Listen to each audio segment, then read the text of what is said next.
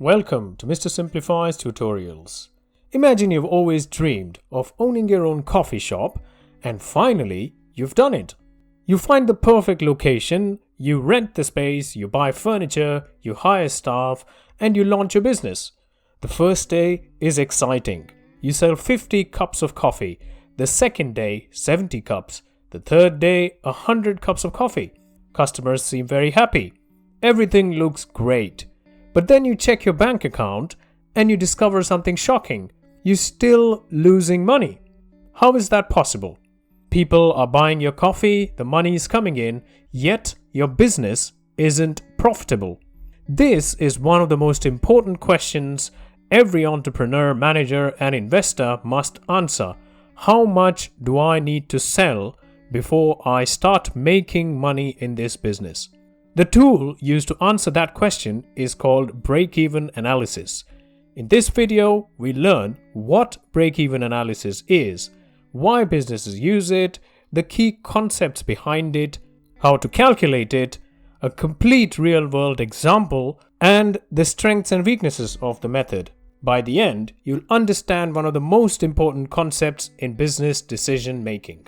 So what's break-even analysis? Break-even analysis is a technique used to determine the point at which total revenue equals total costs. At this point, profit equals zero. And more importantly, loss equals zero. This concept leads people to use the popular phrase you would have heard, the business has simply broken even. You would have heard this in movies, meetings, or in the classroom. Think of it like climbing out of a hole. When a business starts, it usually spends money before earning money. There's rent, there's equipment costs, there are salaries to be paid. You always invest in some sort of marketing. These costs create a financial hole, and every sale helps you fill that hole.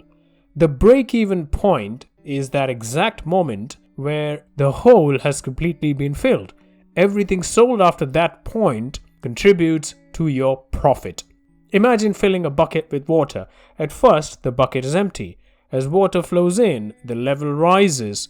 Eventually, the water reaches the top. That moment is break-even. Anything beyond that overflows as profit. Simple, yet incredibly powerful. Why does break-even analysis matter? Break-even analysis helps answer critical business questions. For example, should I launch a new product? Can I afford to lower prices? How many customers do I need? Is my business model viable at all? Should I invest in new equipment? Now imagine opening a gym. Let's say the equipment costs £100,000. Membership fees are $40 a month. Without break-even analysis, you're guessing. With break-even analysis, you can estimate how many members do I need before this investment starts paying for itself. This is why startups, large corporations, investments, and even non-profit organizations use break-even calculations. It transforms uncertainty into measurable targets. Let's now look at the building blocks of break-even analysis. To understand this analysis, we need three key ingredients. The first one is fixed costs. Fixed costs remain the same regardless of how much you sell. Examples include rent, insurance, salaries, software subscriptions, equipment leases, and so on. You get the point. Imagine your coffee shop rent is £2,000 per month. Whether you sell 1 cup of coffee or 1,000, the rent remains £2,000. So that is a fixed cost. Think of fixed costs as the entry fee for being in business. They exist even before the first customer arrives or even before you open your shop. The next ingredient is variable costs. Variable costs change with production or sales. Examples include the actual coffee beans, the milk that you purchase, sugar, packaging, delivery costs. Suppose every cup of coffee costs £1 to make. If you sell 1 coffee, your variable cost is £1. So that's how much it's actually taking for you to actually make it. If you sell 1,000 coffees, your variable cost automatically becomes 1,000. The more you sell, the higher is your variable cost as well. The third ingredient is selling price. This is the amount customers pay. Suppose your coffee sells for £4. That means the revenue per cup is £4. The variable cost is £1. So the difference here is called the contribution margin. Contribution margin equals selling price minus variable cost. In this example, it's £4 minus £1 equals £3. So every coffee sold contributes £3 towards covering fixed costs essentially. Only after fixed costs are covered does the contribution become profit. This perhaps is the most important idea in break-even analysis. Every sale contributes something towards breaking even. Now let's look at calculating the break-even point. The formula is fixed costs divided by contribution per unit. Let's apply it. Let's suppose our fixed costs for our business are £3,000. The selling price is £4 and the variable cost is £1. So the contribution becomes £3 as we've seen before.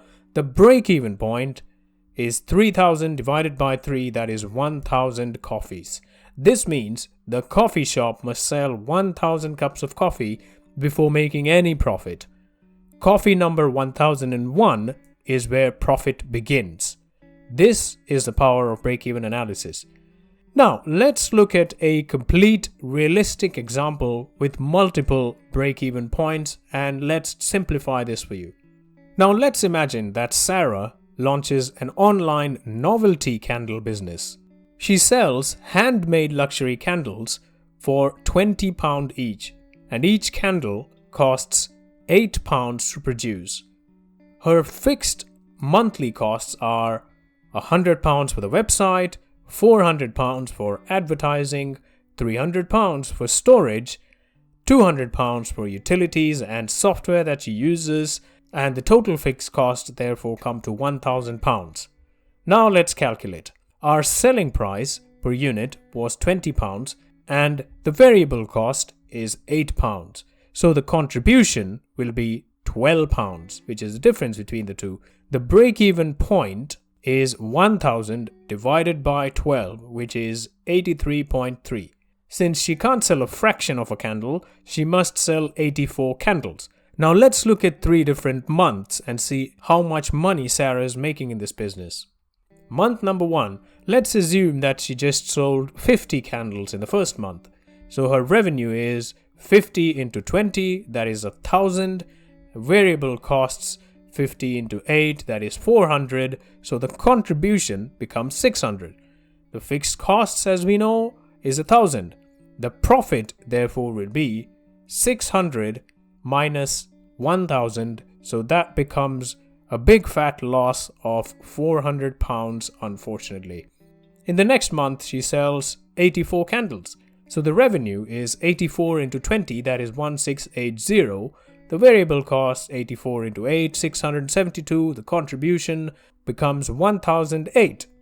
And the fixed cost, as we know, £1,000. So the profit in this case becomes £8, just £8. So it's essentially very close to break-even point. Now in month number 3, she actually managed to sell 200 candles. So the revenue is 4,000. The variable cost becomes 1,600. The contribution therefore is 2,400. The fixed cost, as we know, is £1,000. So the profit then becomes 1,400. Now Sarah is actually making money. So notice something important. The first 84 candles paid for the business, and everything after that generated profit. This is why entrepreneurs obsess over break-even points. They provide a concrete target. Now let's look at the strengths and the weaknesses of break-even analysis. Strengths, easy to understand. Even people without accounting backgrounds can use it, as you just understood. Supports planning. Businesses can estimate sales targets before actually launching their products. helps manage risk. Managers can quickly identify whether a project is realistic at all.